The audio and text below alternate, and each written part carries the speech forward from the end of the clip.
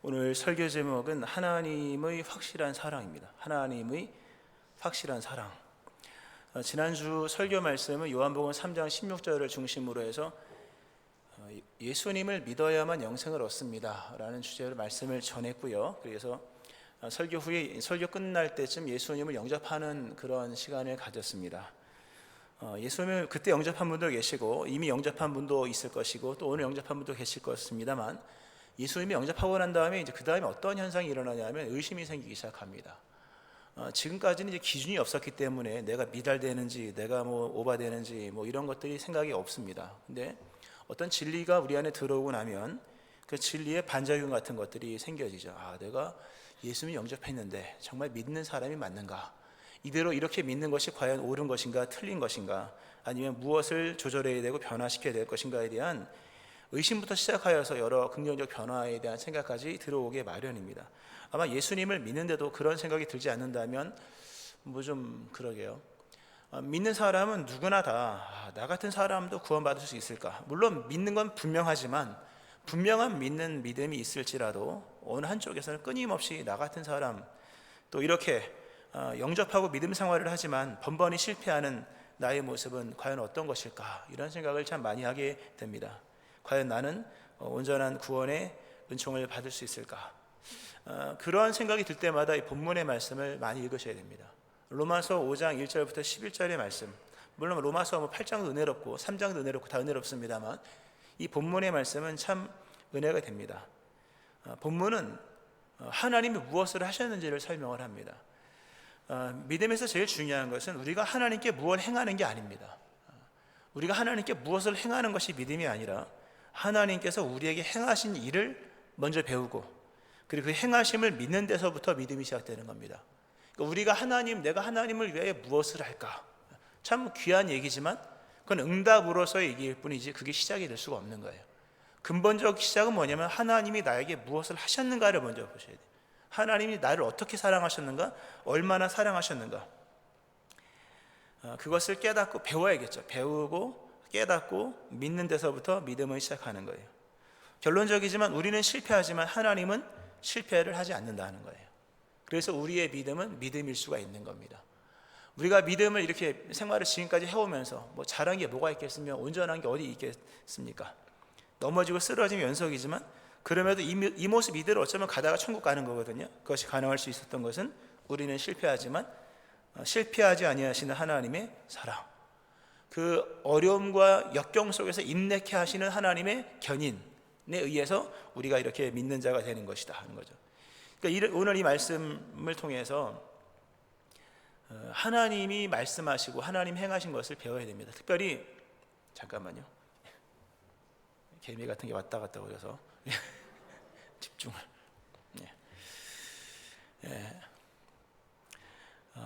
성경을 읽을 때요, 물론 1장부터 창세기부터 계시록까지 다 읽어야 되고 합니다만 근본적으로 종결된 말씀을 먼저 배워야 됩니다.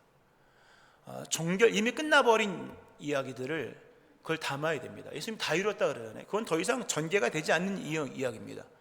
그거는 종결된 이야기이기 때문에 그 말씀을 종결로 받아들이면 되는 거예요.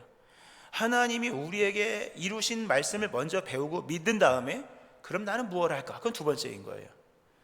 확실한 것부터 확실하게 결론을 얻고 난 이후에 모호하고 또는 알 수 없는 과정들을 믿음으로 살아갈 수가 있는 거예요. 그러니까 오늘 이 본문은 얼마나 확실합니까? 확증하셨다고 하잖아요. 우리가 아직 죄인 되었을 때 그리스도께서 우리를 위해 죽으심으로 하나님께서 우리에 대한 자기의 사랑을 확증하셨다. 끝난 얘기인 거예요. 이 끝난 얘기는 적어도 우리에게도 끝나야 되는 거예요, 여러분. 고백은 언제나 고백은 결론 난 얘기죠. 뒤바뀔 수 없는 얘기요, 끝난 얘기입니다. 그게 고백인 거예요. 말씀도 그러한 거예요. 이미 끝났기 때문에 물론 이루어질 시점은 남아있지만 그러니까 종결된 말씀 안에서 먼저 믿음을 막 찾으셔야 됩니다. 그리고 나서 좀 복잡한 얘기는 복잡하게 또 가면 되는 거예요. 물론 과정을 모를 수도 있겠으나 그러나 몰라도 상관없는 거예요. 왜? 결론을 붙들고 있으니까. 오늘 하나님께서 아주 확실한 얘기를 하시죠. 우리가 아직 연약할 때의 기약대로 그리스도께서 경건하지 않은 자를 죽으셨다. 우리가 아직 죄인 되었을 때 그리스도께서 우리를 위하여 죽으심으로 하나님께서 우리에 대한 자기의 사랑을 확증하셨다. 우리가 아직 원수 되었을 때에 그의 아들의 죽으심으로 하나님과 우리와 화목하게 되었다. 특히 이제 확증이라는 단어가 나오는데요. 이게 나타내셨다는 뜻입니다. 확증이라는 단어는 나타내셨다. 근데 혼자 나타낸 게 아니라 함께 나타냈다는 뜻입니다. 어떤 것을 나타내는데 나 혼자 나타내면 좀 빈약한 것 같아요. 그래서 옆에 누군가를 데리고 나타내는 거예요. 하나님은 우리를 사랑하시죠. 그 사랑은 분명한 겁니다. 근데 그 사랑을 나타내시기 위해서 하나님은 한 분을 더 데리고 나타나신 거예요. 이 확증이라는 단어가 이게 함께 서다 이런 뜻, 함께 나타냈다. 하나님 홀로 사랑을 나타내도 부족함이 없는데 하나님께서 그리스도 예수를 통해서 나를 보고 못 믿어? 그럼 아들을 보고 믿어. 여기도 못 믿어? 성령까지 믿을 수 있는 세 분의 증언자를 제시하면서 우리를 향한 하나님의 사랑을 나타내신 거예요. 그리고 나타내셨다는 것은 결론인 거예요. 과정 이렇게 할 거야가 아니라 이렇게 된 거야. 결론으로서 우리를 향한 하나님의 사랑을 나타내십니다. 이게 이제 중요한 게요. 왜 나타내셨을까? 하나님이 우리를 사랑하시는 사랑을 왜 이렇게 예수님까지 동반하시면서 또는 성령까지 보내시면서까지 나타내셨을까? 그것은 우리로 기본적으로 먼저 믿게 하시기 위함인 거죠. 못 믿겠어? 말을 못 믿겠어? 그럼 내가 행한 걸 봐봐. 그래도 못 믿겠어? 그럼 내가 아들을 봐봐. 그리고 더 필요해? 보혜사, 추가적으로 성령을 보내시는 거예요. 그러니까 우리에게 믿음을 주시기 위하여서 나타내신 거예요. 어느 누구도 증거물 없이 믿을 수가 없습니다. 여러분. 믿는 것이 관념적 개념이지만 그렇다고 믿음의 실체도 없는 것을 믿는 게 아닌 거예요. 믿을 만한 걸 믿는 거예요. 믿을 수 있는 걸 믿는 거예요. 하나님 우리에게 믿을 수 있도록 그런 증거들을 제시하는 거예요. 그게 바로 하나님 자신이죠. 또 독생자이죠. 성령님, 하나님의 영 성령님이시죠. 그래서 우리를 믿게끔 하시는 거예요. 근데 하나님께서 자신의 사랑을 나타내신 이렇게 확증함으로 이런 사건 속에 아들을 보내시고 죽으면서까지 나타내신 이 사랑의 확증을 나타내신 목적은 우리를 믿게 하시기 위함만이 아니라 보다 더 큰 의미가 있는 겁니다. 그것은 하나님 자신이 우리를 향한 사랑을 부인할 수 없을 만큼 나타내셨다는 거예요. 이게 무슨 얘기냐면요. 우리가 말을 잘해야죠. 그죠? 마음으로 있는 건 돌이킬 수 있죠. 그러나 일단 내뱉어 버리면은 주워 담을 수가 없는 거예요. 옛날에는 녹음 이런 기계가 없었기 때문에 그냥 내뱉어도 취소하고 없애버리고 하면 증거가 안 남으면 요즘은 말 조심해야죠. 모든 게 다 유튜브에 다 올라가는 시대고 녹취되고 이런 거잖아요. 하나님도 그런 거예요. 하나님의 말씀 한마디는 하나님 자신이 담보하는 거예요. 그분의 말 한마디는 곧 현실인 것이고 영원한 것입니다. 그러니까 성경은 영원한 거예요. 왜? 그분 영원하신 분이 말씀하셨고 말씀하신 분이 지금도 살아있기 때문에. 그러니까 하나님이 말씀하시는 것 하나하나는 이거는 하나님에게는요 선을 넘을 수 없는 선을 넘는 이야기 같은 거예요. 말씀하기 전까지는 괜찮은 거예요. 근데 말씀해버리면 뭡니까? 이미 선포가 된 거예요. 하나님은 그 말씀한 것을 부인할 수가 없어요. 하나님의 딜레마가 뭐냐면 자기를 부인할 수 없다는 거예요. 하나님이 마음으로 생각하는 것까지도 부인할 수 있을까 모르겠어요. 좀 생각해봐요. 그러나 자신의 입으로 말씀하신 것만큼은 하나님이 돌이킬 수가 없는 거예요. 성경에 그런 말씀이 있어요. 우리는 믿음이 없을지라도, 우리는 믿을 만한 존재가 안 돼요. 여러분을 믿으려고 하지 마세요. 우리는 부족한 존재. 우리는 믿음이 없을지라도 주는 항상 믿으시니, 믿을 만하다는 거죠. 믿으시니 자기를 부인하실 수 없으시리라. 하나님이 믿을 만한 이유는 하나님은 자신을 부인할 수가 없어요. 하나님은 자신을 부인할 수 없는 존재예요. 유일하게 어쩌면 우리는 우리를 막 부인하잖아요. 막 얘기하다가도 이권이 개입되면 아닌 것처럼 얘기하고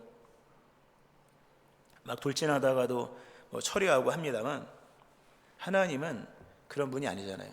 그러니까 하나님이 사랑을 나타내셨다는 의미는 어떤 의미냐면 돌이킬 수 없는 상태에 이르렀다는 거예요. 누가? 하나님이. 대단한 얘기입니다. 아주 의미가 큰 얘기입니다. 내가 너를 사랑해. 말로만이 아니라 아들을 죽였어.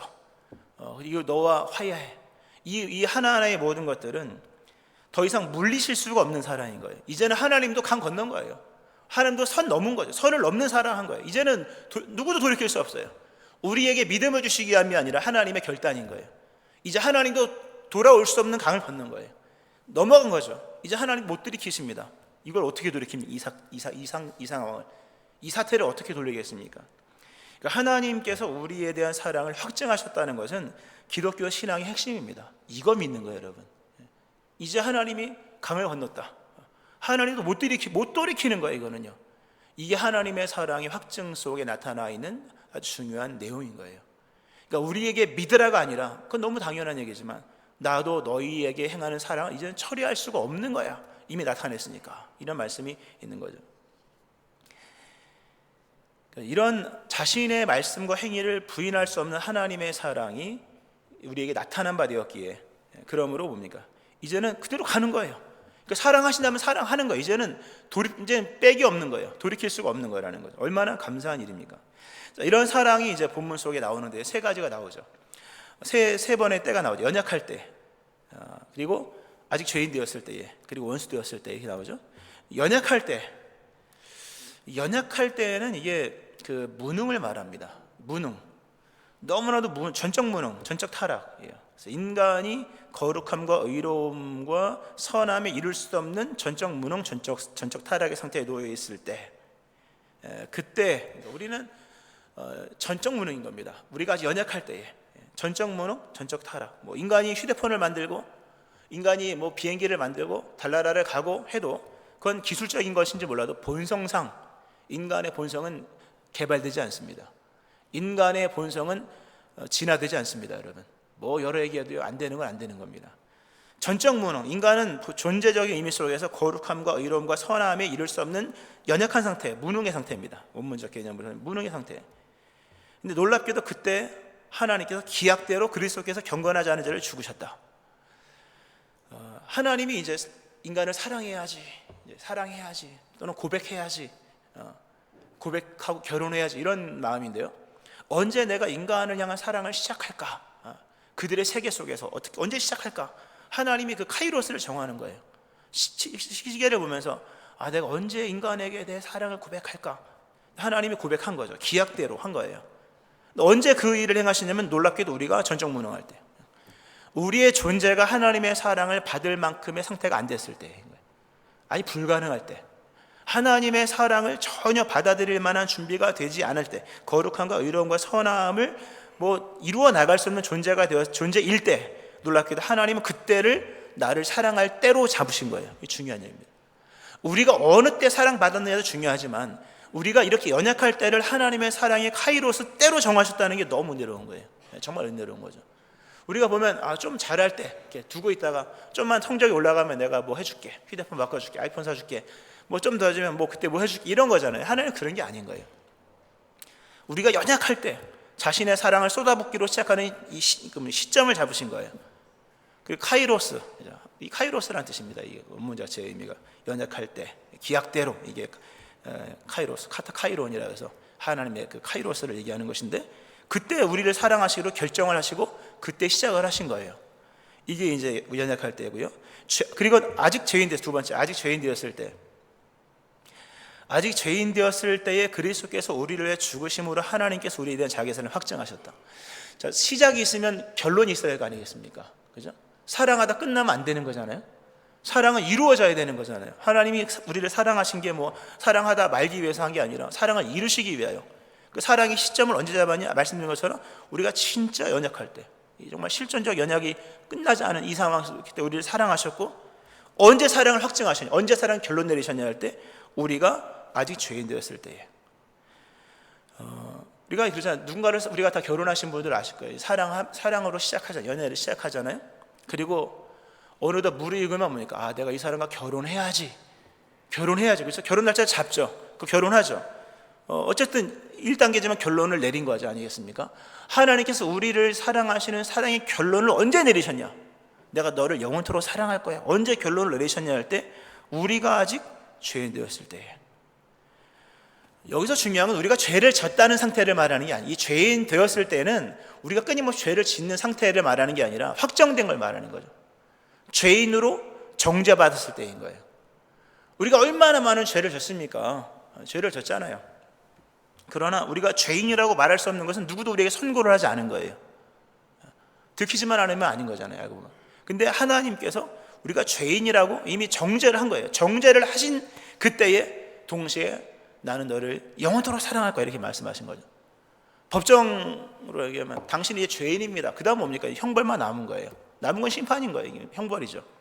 그렇게 정죄를 하실 그때에, 인간을 죄인이라고 정죄하신 그때에 하나님께서 동시에 우리를 사랑하기로 시작할 뿐만 아니라 사랑하기로 결론을 내리신 거예요.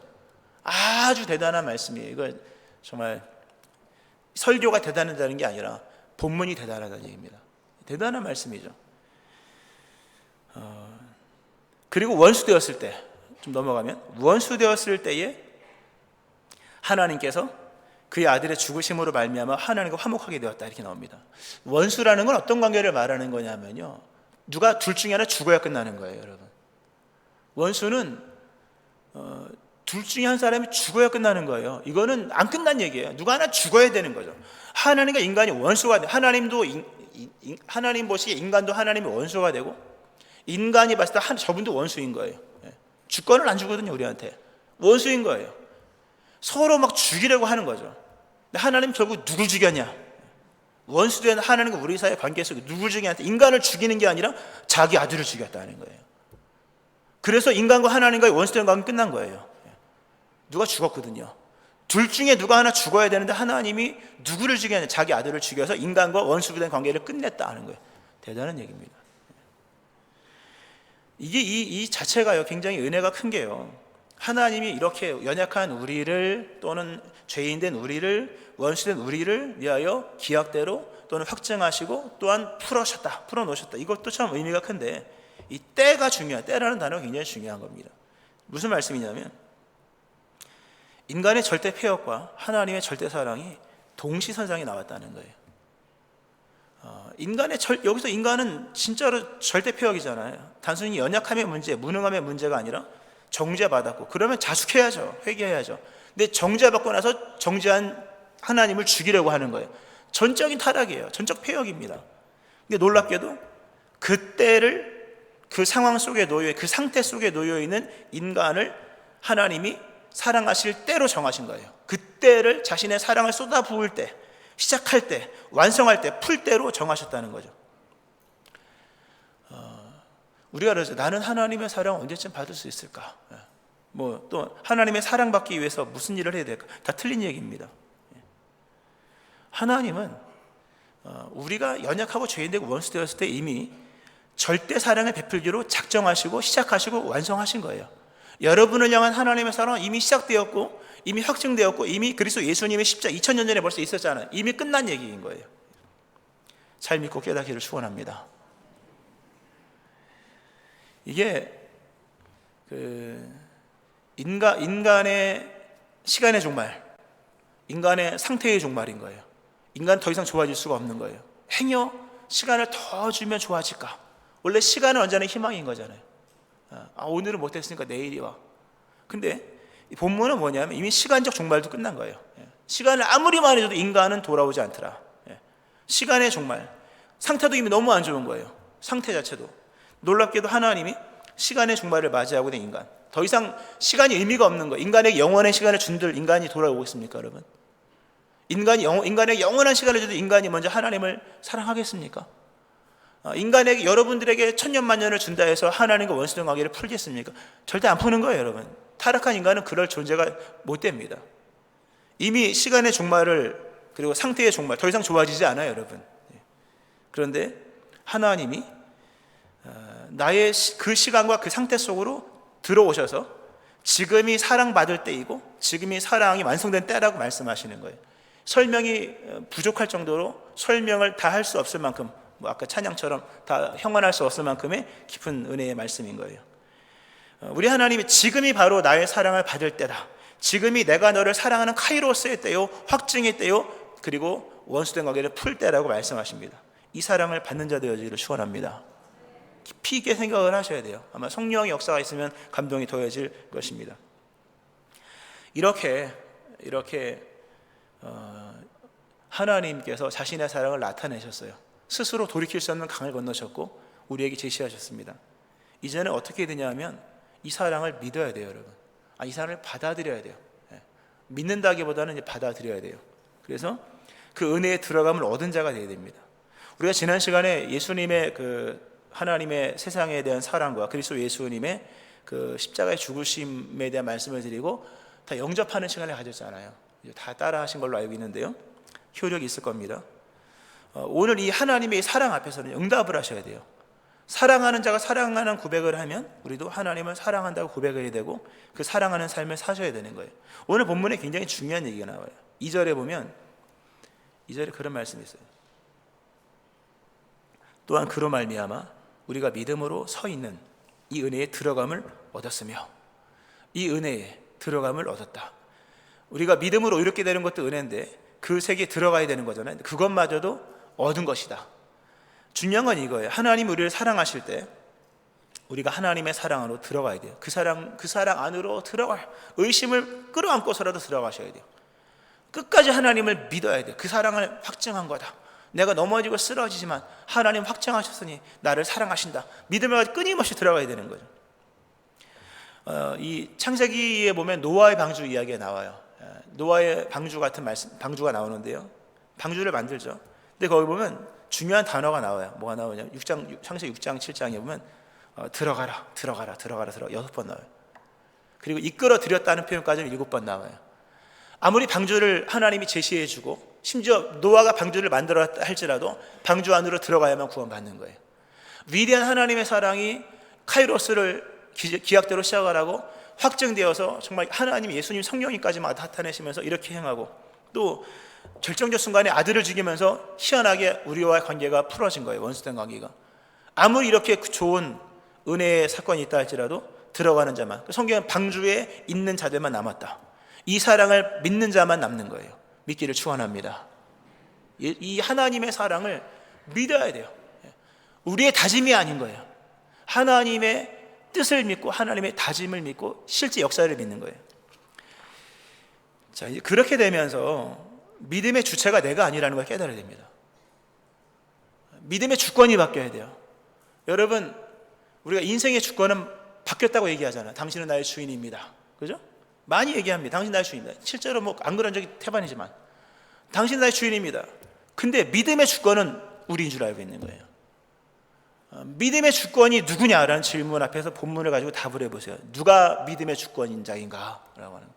믿음 생활의 주권자가 누구냐? 이 믿음이 유지될 수 있는 건 우리가 행위야 공로와 노력이냐? 아닌 거예요, 여러분. 믿음의 주권자는 우리가 아니라 하나님이시다. 이 주권자를 우리의 삶에서부터 믿음에까지, 또는 믿음에서부터 우리의 모든 삶까지 다 인정하는 거죠.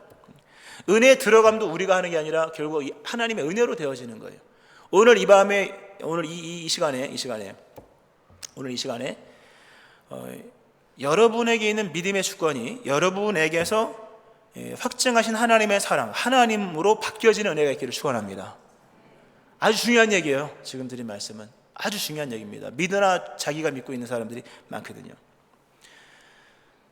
이런 믿음이 여러분, 이게 중요한 게요, 성경 전체에서 보면 결국 예수님은 믿음이 이긴다고 말씀하잖아요. 믿음이 이긴다.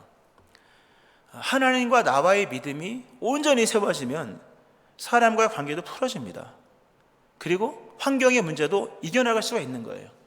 우리가 가령 예를 들어서 창세기에 나와 있는 그 가인이 아벨을 죽이잖아요. 근데 희한하게 가인과 아벨이 원수지간이었다는 이런 얘기가 안 나와요. 가인의 원수는 하나님이었거든요. 하나님이었어요. 하나님과 틀어진 관계는 분명히 그 또 다른 사람과의 관계의 틀어짐으로 나오는 거예요, 여러분. 하나님에 대한 사랑 안에서 그 예배는 실패했지만 찾아오신 주님과 관계성 속에서 이 모든 것이 하나님의 주권이고 하나님의 은혜고, 거기서 그 믿음 안에서 나의 인격을 세우고 나의 모든 이해를 세워야 되는, 바로 세워야 되는 거예요. 그래야 뭡니까? 이상한 일이 안 일어나는 거예요. 근데 이 믿음이 하나님과의 관계성 속에서 그 정말 하나님이 모든 것의 주권이라는 것을 세워나가지 못하면 이상한 일이 생겨지는 거예요. 많습니다, 여러분. 가정 안에서의 불화와 원인들도 보면 하나님과의 관계가 틀어진 경우들이 많아요. 예수님이 말씀하신 믿음으로 승리한다는 것은 정신 승리를 말하는 게 아닙니다. 정말 하나님과의 관계가 똑바로 이어지고, 이렇게 우리가 사랑을 받고 있구나, 지금 힘들지만 그래도 하나님의 사랑은 이미 이루어진 것이니 내가 모르는 과정을 지난다 할지라도 결론은 붙들고 있어야, 이런 믿음으로 나갈 때 문제가 풀어지고 여러 가지 이해가 되어지는 거예요. 오늘 본문도 굉장히 중요한 본문이 나오잖아요. 오늘 본문에 보면 그런 말씀입니다. 다만 이뿐 아니라 우리가 환난 중에도 즐거워하나니. 이는 환난은 인내를, 인내는 연단을, 연단은 소망을 이루는 줄 알미로다. 그 소망, 그리고 소망이 부끄럽지 않은 다음과 같은 이유 쭉 나오는 거죠. 하나님이 우리를 사랑하시는 그 사랑을 믿고 믿음의 주권마저 내가 아니라 하나님이시라는 것을 온전히 믿는 믿음 안에서, 그리고 그 믿음의 역사 속에서 펼쳐가시는 우리 인생의 모든 것들도 결국 하나님이 그 사랑 안에서 이토록 이루어 나가시는 것을 믿는 믿음 안에서 뭐가 생겨지냐면요, 환난을 견딜 수가 있는 거예요. 여러분, 환난을 견디고, 그리고 인내를 견디고, 연단을 견디고, 마침내 환난이 올수록 믿음이 더 좋아지고, 인내를 받을수록 더 소망이 충만해지는 이런 사람들이 생겨지는 거예요. 근데 이런 믿음이 하나님과의 관계가 회복되지 않은, 그리고 인생의 주권이 바뀌지 않은 사람들 많거든요. 인생의 주권이 바뀌지 않은 사람들, 예수님을 구주로 영접하지 않거나, 또 하나는 믿으나 믿음의 주권이 자기인 줄 알고 있는 사람들, 구약 율법자들이자 예수님 당시의 율법사들, 이런 사람들 다 유대 다 자기가 믿음의 주권자예요. 사도 바울이 로마서 7장에서 분명히 말씀하기를요, 좀 어려운 얘기일 수, 지금 드리는 말씀 어려운 얘기일 수 있습니다만 다 원고에 있는 얘기입니다. 그러나 로마 7장에서 말하는 것이 죄의 능력 아래 있는 사람에게 더 열심히 살라고 하는 것은 아무 효력이 없다. 도리어 그의 열심은 그를 더 깊은 죄의 결과에 빠지게 할 뿐이다. 믿음의 주권이 자신에게서 하나님께로 옮겨지지 않는 사람에게 율법대로 살라고 하는 것은 결국 율법대로 살면 살수록 더 깊은 죄로 빠지는 거다. 멈춰라. 율법은 죄를 더할 뿐이다. 정말 인생의 주권이 하나님께로 옮겨질 때, 그리고 오늘 본문의 말씀 속에서 나를 사랑하시는 하나님의 사랑 안에서 믿음의 주권마저도 내가 아니라 하나님이라는 것을 깨달을 때, 그리고 그분으로 말미암아 더 이상 죄의 능력 아래에 있는 내가 아니라 그 사랑 안에서 더 이상 나는 죄의 능력 아래에 있는 자가 아닌 것을 깨닫는 사람에게 주어지는 열심과 노력과 윤리적인 모든 것들은 다 하나님께 영광이 되고 의가 되고 기쁨이 되는 거예요, 여러분.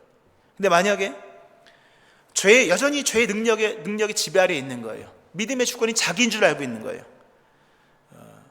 그에게 주어진 윤리적 명령은요, 그 사람에게 무의미한 거예요. 교육부 잘 들으세요. 교육부 선생님 없습니다만, 교육하는 분의 입장 속에서 거듭나지 않은 사람에게 윤리적 의미는 아무런 의미가 없습니다. 주권이 안 바뀐 사람에게 윤리의 강요는 좌절만 줄 뿐이요, 또 믿음의 주권이 자기인 줄 알고 있는 사람이 행하는 모든 신앙의 승리는 교만일 뿐인 거예요, 여러분. 믿음의 주권이 하나님께 있다는 것을 인정하고, 그리고 죄의 능력이 그리스도 예수님 안에서 기약대로, 그리고 확증된 대로, 그리고 아들의 죽으심으로 모든 걸 풀어나가셨다는 그 하나님의 은총 아래서 우리의 모든 것들은 새로운 의미를 당하는 거예요. 의미가 나오는 것입니다. 오늘 본문은 환난은 인내를, 인내는 연단은 소망을, 이게 세상적인 얘기가 아닌 거예요. 세상도 그런 얘기 하잖아요. 비 오는 후에 땅이 더해지고 젊어서 고생은 사수도, 다 쓸데없는 얘기입니다. 여러분, 젊어서 고생을 왜 합니까? 안 하면 좋은 거잖아요, 여러분. 우리가 뭐 고생하려고 사는 건 아니지 않습니까?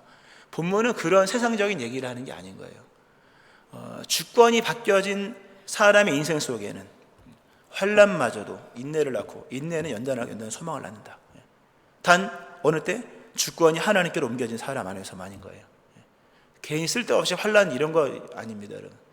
그런 하나님의 사랑을 믿고, 주권이 나에게 있지 않음을 깨닫고, 심지어 믿음의 주권마저도 내게 있지 않음을 깨닫고, 더 나아가서 우리 환경에 주권이 우리에게 있지 않음을 깨닫고, 창조절을 보내고 있으니까요, 잠깐 말씀을 드릴게요, 여러분. 로마서를 보면요, 창조적인 얘기가 나옵니다. 무슨 얘기, 어떤 얘기냐면, 인간은 피조물입니다. 피조물된 인간은 주권이 없는 거예요, 여러분. 어떤 운명을 스스로 결정할 주권이 없는 존재예요. 하나님이 부여하신 운명과 하나님이 부여하신 목적을 따라 살아가는 거예요. 근데 인간이 죄를 지어서 죄는 다른 게 아니라 자기가 자신의 인생의 주권자인 것처럼 행세하는 거예요, 여러분. 이게 성경에서 말씀하는 거죠. 인간은 자신의 주권을 찾으려고 주권자 하나님을 버렸고, 그 이후로 뭡니까? 죄의 종된 삶을 살면서 다시는 죄의 종노릇한 데서 벗어날 수가 없는 존재인 겁니다. 그런 상태에 놓여 있는 사람들에게서 인간의 노력과 열심과 인내와 이런 건 아무런 의미가 없는 거예요. 근데 인생의 주권을 하나님께 드리고, 그리고 이런 하나님의 이런 사랑, 이 주권자 하나님의 이 신실한 사랑을 신뢰하면서 오늘 우리에게 주어진 환난과 인내와 연단이 있다 할지라도 그 환난과 인내와 연단을 그냥 받아들이시는 거예요. 하나님이 주권자이시기 때문에. 분명히 그러므로 환난은 인내를, 인내는 연단을, 연단은 소망을 이루는 것인 거예요. 왜냐하면 하나님이 이 모든 일을 주관하시기 때문에. 단순한 환난이 소망을 만나는 그런 긍정적 격려가 아닌 거예요. 혹시 이 자리에 사망에 가까운 환난, 인내, 연단은 다 뭡니까? 사망과 근접한 거잖아요. 아주 사망과 근접한 거예요. 이 자리에 사망과 근접한 분이 있다면요, 하나님의 주권을 신뢰하셔야 돼요. 사망이 사망을 낳는 게 아닌 거예요. 더 이상 환난은 인내를, 연단은 소망을 낳게 되는 거죠. 말씀을 좀 맺으면서요. 중간에 끝에가 좀 어려웠습니다만, 요즘에 그 기독교에 대한 비관이 너무 큽니다. 안 믿는 사람들이 기독교를 조롱하고 박해하는 것은 언제나 있었던 일이고, 기독교 안에서도 기독교에 대해서 비관적으로 말하는 사람이 많습니다. 기독교가 실패인 것처럼 말을 하지만 잘 들어보세요. 인간의 기독교는 실패할 수 있어도 하나님의 기독교는 실패하지 않는 거예요. 여러분, 기독교가 인간의 종교가 아니지 않습니까? 기독교가 인간의 종교인가요, 여러분? 인간이 만든 종교가 아닌 겁니다. 기독교는 인간의 종교가 아닌 거죠. 기독교는 하나님의 종교다는 거죠. 인간의 입장에서는 실패할 수 있는 거예요. 그러나 하나님은 실패를 안 하시는 거예요. 본문에 실패가 있는 거예요, 여러분. 믿음이, 이 믿음이 인간의 믿음입니까? 여러분의 믿음입니까? 은혜에 들어감도 얻는 것입니다. 은혜로 말미암아 주어진 거예요. 우리가 우리를 볼 때는 넘어지고 쓰러질 때가 참 많습니다. 그러나 하나님 입장에서 신앙에 실패는 없는 겁니다. 우리의 믿음은 인간의 믿음이 아닌 거예요. 하나님께서 주신 믿음이라는 거죠. 이미 하나님이 확증하셨고 결론을 내리신 겁니다. 이미 선언하셨습니다. 그리고 사랑한다 끊임없이 말씀하시는 거죠. 명심하세요. 기독교는 인간의 종교가 아닙니다. 기독교는 하나님의 종교요, 여러분이 받은 구원은 여러분이 이룬 것이 아닙니다. 하나님이 이루시는 것입니다. 그러므로 이 하나님의 은혜를, 하나님의 사랑을 믿고 이 하나님의 사랑을 받아들이고, 그리고 그 사랑 안에서 뭐하라? 즐거워하라. 본문을 만약에 쭉 보면요, 즐거워하라로 나와요. 결론은 뭐냐? 그러므로 즐거워하세요. 오늘 3번 나오잖아요. 즐거워하라가 3번 나옵니다. 그래서 오늘 보면 하나님 영광을 바라고 즐거워하라, 그리고 환난 중에도 즐거워하라, 그리고 11절에도 예수 그리스도 말미암아 또한 즐거워하라. 하나님이 여러분을 사랑하십니다. 환난이 있다 할지라도 하나님의 주권적으로 역사하실 것입니다. 또 여러분의 인생 속에 넘어짐과 쓰러짐이 있을 것입니다. 그러나 하나님이 그 사랑 안에 확증하신 하나님의 사랑으로서 그 일을 완성하실 것입니다. 이 믿는 믿음 안에서 하나님의 사랑을 받아들이고 즐거워하는 여러분 되어지기를 주의 이름으로 축원합니다. 아멘. 기도하시겠습니다.